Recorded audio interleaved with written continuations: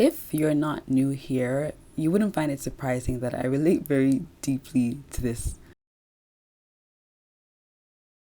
I feel like the word cinephile has a very serious connotation to it. Like you're able to analyze film very technically and like get all the shots and the lighting and what does this mean for the scene and for the character and all these things, which I really actually appreciate. Like if you're able to do that, I find that very cool, very fascinating. Obviously, we love film here. But I think I've always been more the person who likes films because of how they make me feel. I say all that to introduce the fact that my second favorite film, right after Scooby-Doo 2 Monsters Unleashed, is Homecoming, a film by Beyoncé. Every time I watch that film, I just get so hyped and I feel so much joy and I have so much fun watching it. I wrote this in a review that I wrote after I saw Renaissance, a film by Beyoncé 2 years ago.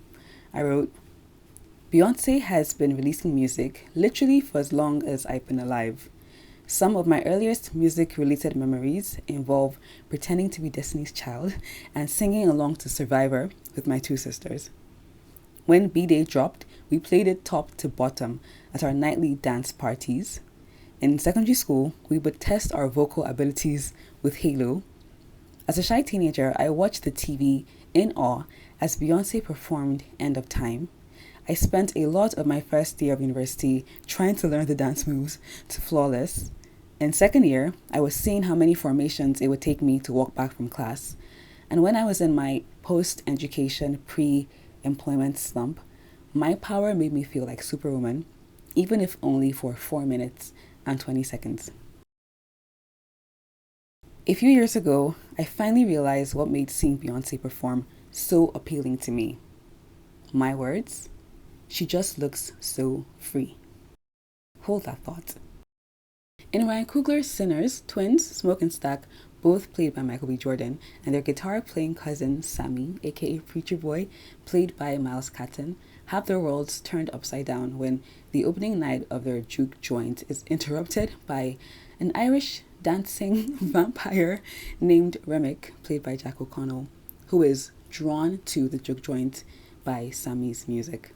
Sinners is a film that you rewatch because there's so much in it. Like I've seen it twice now and I feel like I have to see it again because I know that there's things I missed, there's things I've forgotten, there's things that I just need to see again. But Ryan Coogler pulls from a lot of Black history and history in general. He includes conversations about Jim Crow and the colonization of Africa and Ireland, the violence that was the vehicle for the spread of Christianity in our recent history, unfortunately. He includes African and Caribbean spirituality. There's even that one scene at the end that I saw some people picked up on where Sammy has scars from his fight with Remick, and his scars look like Yoruba traditional marks, tribal marks, which I picked up on because I'm Yoruba. But I was like, oh, I thought that was such an interesting narrative addition where the marks, the scars, now look like symbols of strength and resilience. Like you went through something so difficult or you faced something so difficult and you came back on top, you came out of it. And I thought that was really cool. I don't know if he did that intentionally and we have our own stories with those marks, but I thought that was cool.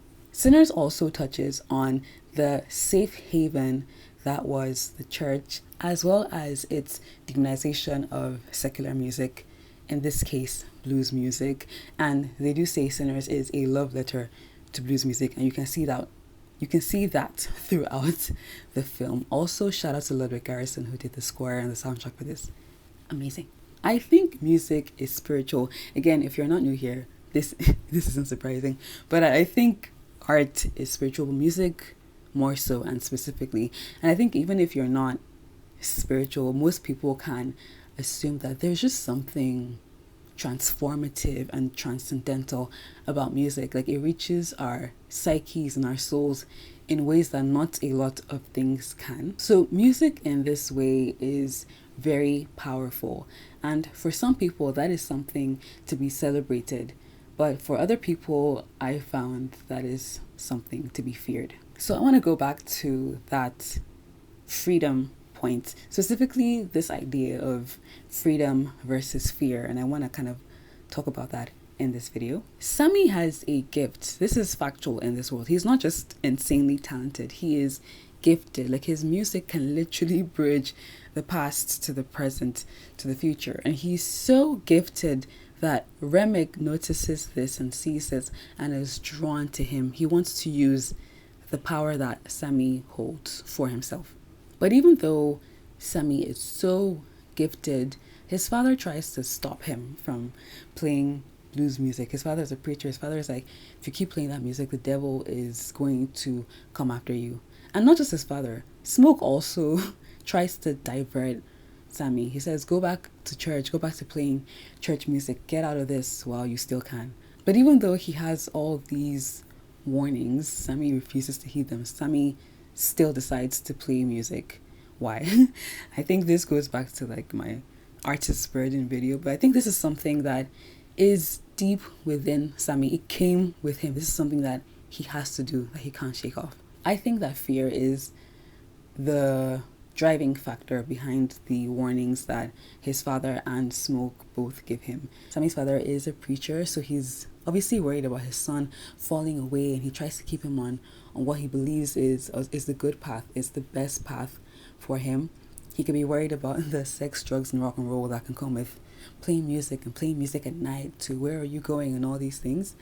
And obviously there is the spiritual side of that for him as well.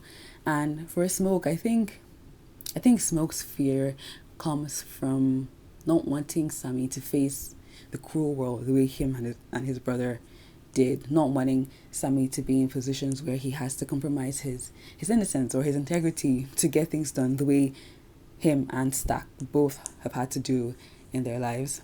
So Smoke tells him, go back to playing church music, go back to where you know you're safe, where you know you're covered. And I won't lie, as someone who grew up in church and who was at one point considering a career, a job within the walls of the church, I did feel this sense of safety as I was considering that idea. I had the sense that at least I would be safe in this bubble. At least I understand this world. I know it. I know that I would feel protected. And I know that's not the case for everyone, and bad things still do happen. But that was what I felt. I felt like I would be safe in this space. But you don't always grow where it's safe. I think that sometimes, even when we mean well and when we are trying to keep people safe, we can instill a sense of fear or panic in them.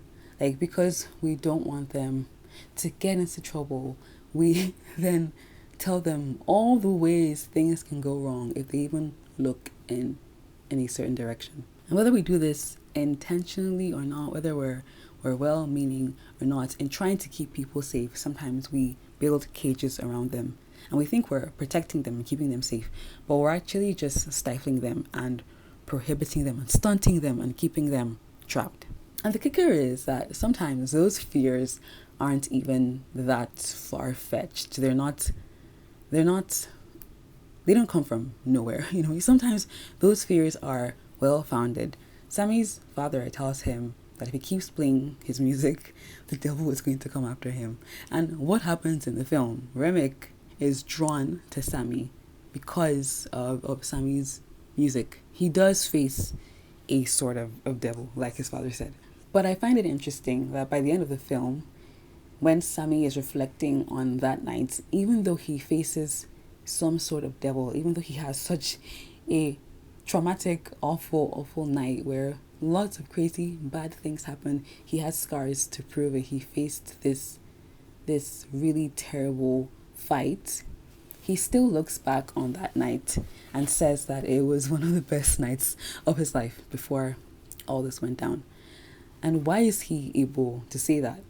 I think it's because he was given the space to explore and express what he already knew was in him, and he was given the freedom to express that. But not just the freedom to express that, he was also given the freedom to decide what he would do with everything else that comes with that. So he's playing his music, he's given the freedom to play his music, and then he faces a sort of devil. But he still also now has the the agency to decide how he moves forward with this devil that he's facing. And I personally think that that's a better way to learn what you think is right or wrong. It's a better way to learn about your moral compass and what you would do or not do, where you would draw the line, where your boundaries are. Obviously in this film there's also all the spiritual elements of that, and I'm not here to debate what is right and wrong or who was correct and who was not correct in that film, although I think Ryan Coogler did a really good job of presenting everything as it is. He wasn't really like, this is who you should listen to more than this. It kind of was just like, this is all the things that are here, which I think was really good. But all those conversations are for a different video. I think the point I wanted to make with this one was that it is important to make decisions for yourself of what is right and what is wrong, what you will do and what you will not do, and stick to those. But make sure that fear is not the reason for those decisions, especially if those fears did not originate with you. And that's something that I personally experienced the last few years, where there was a lot of chatter about a bunch of different things, and all of a sudden I'm in my head thinking like, oh, should I really be doing this? Should I not be doing this? Is this right? Is this wrong? And I'm second guessing every single move I make because somebody somewhere said this thing could be bad, or this other person said, well, that thing could not be bad. And I don't think that's a good position to be in. And again, I think that really stops you from growing and from just deciding what works truly.